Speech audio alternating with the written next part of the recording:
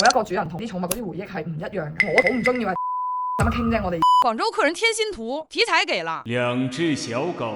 呢個係你隻右腳嘅入邊啦，內側啦。呢個係膝頭哥個位啦，我打咗交叉呢度。你係想問喺邊個位咧？依家唔使做成隻，唔使做噶。攞翻啲位啦。可能會有下一隻狗咧。你定啦，好唔好？我定就看照片和配飾了。 OK 啊。你冇可能齋問兩隻狗仔個頭啊！你肯定要問一啲同佢相關噶啦。旁邊加一啲關於寵物嘅一啲元素，有翻個回憶嗰啲感覺咯。我可以俾個諗法俾你參考呢一個。妹妹中意食嘢，阿哥仲中意玩，所以佢嗰陣時同我畫呢個圖嗰陣時，佢就話：今日哥哥喺前面揸車，咁妹妹咧喺後邊食住嘢。但係咧，我先同你講先，我哋做寫實呢一塊咧，同佢哋依家做呢啲卡通少少係會有啲區別嘅。我哋做寫實比較着重嘅就係還原翻佢本身嗰個樣係點樣嘅，同埋個狀態係點樣嘅，做翻你依家手上呢一種咁樣形式咧，做寫實係好唔現實嘅。我哋而家揀呢種風格咧，最緊要就係要展現翻佢本身佢嘅樣靚定係佢嘅樣開心嘅一個狀態。呢一個係寫實同埋偏卡通嘅有唔同嘅地方。